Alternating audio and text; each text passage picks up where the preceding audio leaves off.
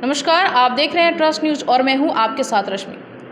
BPSC paper leak मामले में EOU ने आज बड़ी कार्रवाई की, जिसके साथ ही आज बरहरा के वीडियो को हिरासत में लिया गया था और उनसे कड़ी पूछताछ की जा रही थी। और अब इस मामले में एक बड़ी अपडेट जो है वो निकल के सामने आ रही है, जिसमें बताया जा रहा है कि 3 लोगों की गिरफ्तारी हुई है।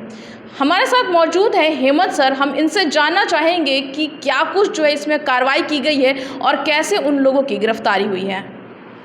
ये बीपीएससी पेपर लीक मामले में जो आज गिरफ्तारी की जो खबर आ रही है, तो हम एक बात उसमें ये जो बैकग्राउंडर है, हम लोग ये पहले से कह रहे थे कि जो आरा का जो कुंवर सिंह कॉलेज है, एपी सेंटर एक तरह से वही था जहाँ ये घटना हुई थी और वहीं के लोग संदेह के घेरे में थे।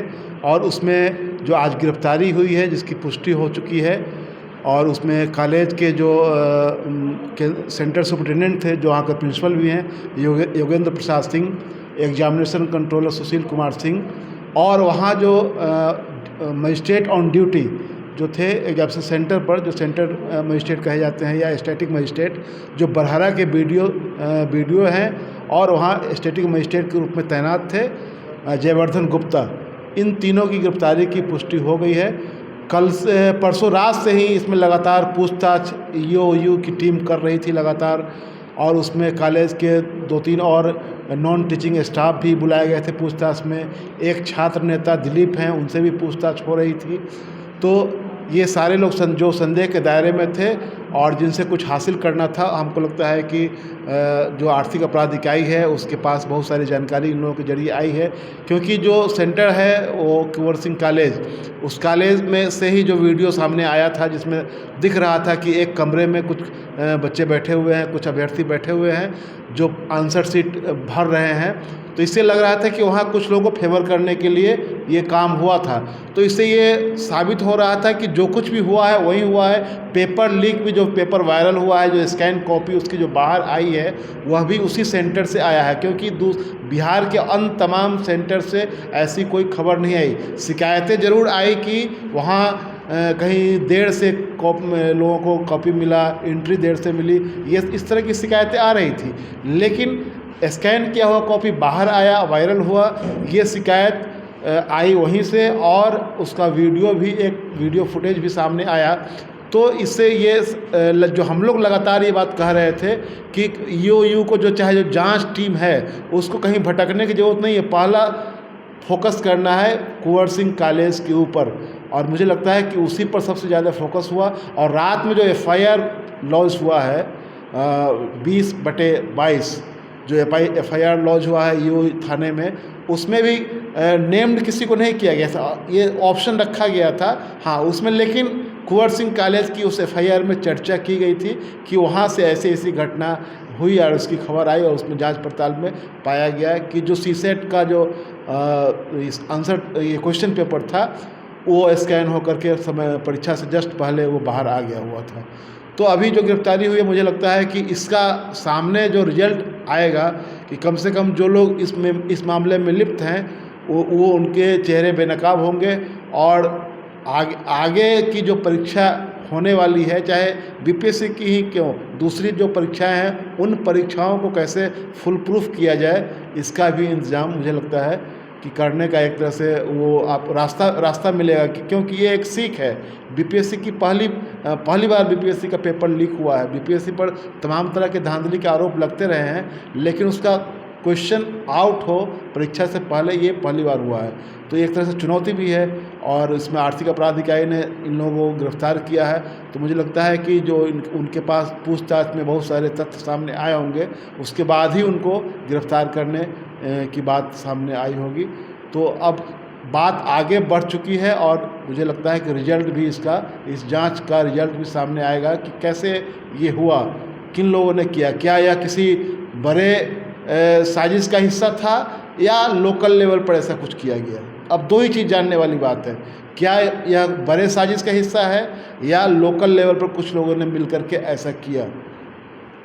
क्या लगता है सर, जिस तरीके से अभी तो केवल 3 लोगों की गिरफ्तारी हुई है, लेकिन ऐसा नहीं लगता है कि ये अभी छोटे मोटे लोगों की गिरफ्तारी हुई है, इस मामले में बड़े अधिकारियों पे भी शिकंजा कसा जा सकता है, या फिर इन 3 लोगों पर ही यहीं पे जांच जो है वो थम जाएगी? नहीं, उसमें मैंने कहा ना कि ये जानना ज़रूरी होगा कि यह लोकल लेवल पर ही कुछ लोगों ने मिलकर के यह साजिश की या किसी बड़े साजिश का हिस्सा है। तो लोकल लेवल की साजिश इसलिए ये अब तक लग रही है कि अगर लोकल लेवल की साजिश ना होती तो कई सेंटर पर और भी बात सामने आती इस तरह की। अभी तक की जांच में इस तरह की बातें सामने नहीं आई है, चाहे मीडिया की रिपोर्ट में भी इस तरह की बातें सामने नहीं आई है। हाँ, एक चीज़ शिकायत ज़रूर सब जगह बहुत जगह से आई है कि वहाँ एंट्री देने में या आंसर पेपर पहले आंसर शीट ही पहले पड़ता है जिसमें लोग पूरा अपना डिटेल भरते हैं और उसके जस्ट बाद क्वेश्चन पेपर मिलता है, तो वो सब देने में थोड़ा लेट हुआ जिसकी शिकायत और जगहों से आई। लेकिन जो स्कैन किया हुआ कॉपी निकला है तो और जगह से कहीं से शिकायत नहीं आई है, शिकायत यहीं से आई थी। तो इसलिए ये अभी हम लोग ये कल्पना नहीं कर सकते हैं या इस तरह की आशंका नहीं जता सकते हैं कि हाँ बड़े पैमाने पर ये हुआ है। अब ये लोग पकड़े गए हैं, इनसे अब ये बात सामने आएगी कि आखिरकार इन लोगों ने लोकली कुछ किया या किसी के इशारे पर किया, दोनों बात सामने आ जाएगी। इनसे इनकी गिरफ्तारी हुई है, पूछताछ हुई है और आर्थिक अपराध इकाई की ओर से मुझे लगता है थोड़ी देर में प्रेस ब्रीफ भी जारी होगा, तो उससे भी कुछ हिंट मिलेगा कि इन लोगों ने लोकल लेवल पर अपने ढंग से किया है या किसी के इशारे पर किया है। क्या कोई बड़ा आदमी इसमें इन्वॉल्व है, क्या कोई बड़ा अफसर इसमें इन्वॉल्व है, बीपीएससी के लोगों की कोई इसमें भूमिका तो नहीं है।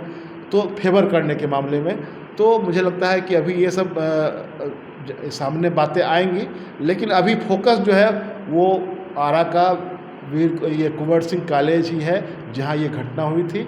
और हम लोग लगातार इस बात को कह रहे थे कि वो एक तरह से एपी सेंटर वही है और वहीं सब कुछ हुआ है, वहीं पर फोकस होना चाहिए। और आर्थिक अपराध इकाई की टीम ने वहीं पर फोकस किया और उसको सफलता मिली है, क्योंकि हमको लगता है कि इतने लंबी पूछताछ के बाद गिरफ्तारी हुई है तो फैक्ट सामने ज़रूर कुछ न कुछ आया होगा। क्योंकि जिस सेंटर पर काफ़ी बटी देर से कुछ लोगों को मिला ही नहीं, कुछ लोगों को पहले मिल गया, तो जाहिर सी बात है कि जिन लोगों के ऊपर बांटने की जिम्मेवारी थी उन्हीं लोगों ने ऐसा किया। अब उस पर्टिकुलर कमरे में किसकी ड्यूटी थी, किसने ऐसा किया, ये सब जांच में सामने आ गया है। तो अब जो गिरफ्तारी हुई है उससे और बातें सामने खुलेंगी। और जब मैंने कहा कि जो आर्थिक अपराध इकाई का प्रेस ब्रीफ भी मुझे लगता है कुछ देर में जारी होगा, तो उससे भी कुछ और हिंट मिल सकता है।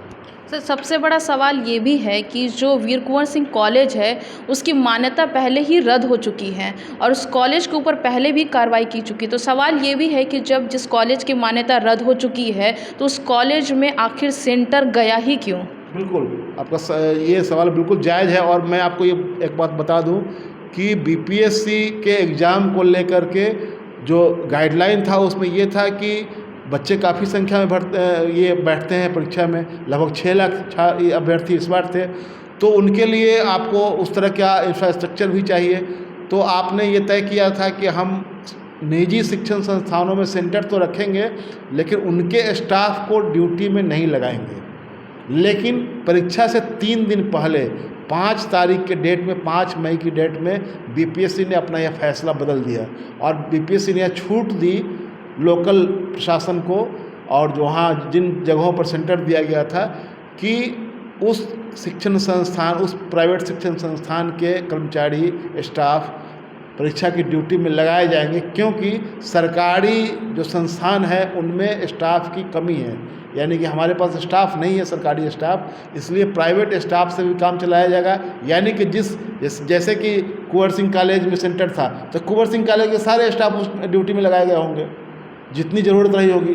तो जाहिर सी बात है, ये सवाल उठ रहा है कि जो लोग सरकार के प्रति अकाउंटेबल नहीं है, बहुत उनके सीधी जवाबदेही नहीं है सरकार के प्रति, वो निजी संस्थान में काम कर रहे हैं, उनकी जवाबदेही उस प्रबंधन के प्रति है। वो बहुत अधिक इन चीज़ों पर उनका जोर नहीं रहता है कि कैसे चीज़ें बहुत ही साफ़ सुथरे ढंग से और अनुशासित ढंग से पूरी की जाए। तो ये आशंका तो जताई जा रही थी, बीपीएससी ने खुद ये मान रखा था कि नहीं लगाएंगे हम, लेकिन अंतिम में आपने लगाया तो उसका परिणाम सामने आ रहा है। क्योंकि ये अब तक जो घटनाएं बिहार में होती रही हैं, अभी एक और परीक्षा की चर्चा चल रही थी, एग्रीकल्चर साइंटिस्ट शायद अभी आज कोई परीक्षा चल रही है, उसमें ये दिखाया जा रहा है कि जहाँ जिस प्राइवेट ये कंप्यूटर जो का इंस्टीट्यूशन जो है, जहाँ कंप्यूटर की ट्रेनिंग दी जाती है, उसके यहाँ सेंटर है, पटना कहीं कहीं का मैं अभी देख रहा था। और उस सेंटर पर जो लोग एग्ज़ाम देने के लिए गए हैं तो प्रत्येक स्टूडेंट को, जो अभ्यर्थी होता है, उसको एक कोड मिलता है, जिस कोड को उसमें एग्ज़ाम देने के समय आपको एक मिलेगा कंप्यूटर सेट, जिसमें बैठेंगे और उसको डिकोड करना पड़ता है। वो खुल जाएगा तब आप आंसर शुरू कीजिए। वो किसी का खुला ही नहीं, और अंत में वहाँ का सेंटर का जो मालिक था, जो प्रबंधक था, वो भाग गया छोड़ करके। ये आज की घटना है। तो कहने का मतलब ये है कि जो आप जिस तरह से व्यवस्था कर रहे हैं, जिस तरह से आप निजी शिक्षण संस्थानों में ये सब चीज़ करवा रहे हैं, तो उसका खामियाजा तो बीपीएससी को भुगतना पड़ गया है।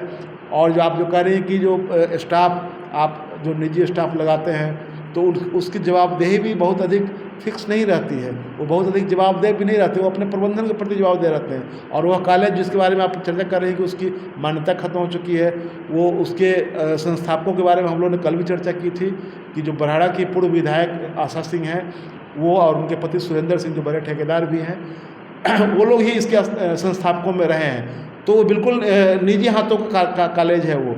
तो बिहार में जो इस तरह की घटनाएं होती रहती हैं, जो पेपर लीक वाला मामला या सेंटर को मैनेज करने का मामला, खास करके दूसरी परीक्षाओं में भी, तो उसमें ज़्यादातर निजी शिक्षण संस्थानों की भूमिका ज़्यादा होती है, उनके स्टाफ की भूमिका ज़्यादा होती है। कहीं ना कहीं सर ये मान सकते हैं कि सरकार की लापरवाही का ये नतीजा है कि बीपीएससी का पेपर लीक हुआ। अगर सरकार इस पर पहले ध्यान देती और उन स्टाफों को वहाँ नहीं लगाया जाता तो शायद इतना बड़ा कुछ नहीं होता। जिस तरीके से बीपीएससी का पेपर लीक हुआ, फिर एग्ज़ाम को कैंसिल किया गया और अब 3 लोगों की गिरफ्तारी भी हो गई है, तो कहीं ना कहीं इस पर सरकार की लापरवाही भी मानी जा सकती है, क्योंकि उस कॉलेज की मान्यता पहले रद्द हो चुकी है, कार्रवाई भी कई बार उस कॉलेज पर हुई है। तो ऐसे में कहीं ना कहीं ये सरकार की अनदेखी भी कह सकते हैं इसको। बिल्कुल, एक तो ये है कि सर, क्योंकि बीपीएससी एक संवैधानिक संस्था है, वो स्वायत्त संस्था है, और इसलिए वो स्वतंत्र ढंग से वो काम करता है, सीधे सरकार के नियंत्रण में उसको आप नहीं कर सकती हैं।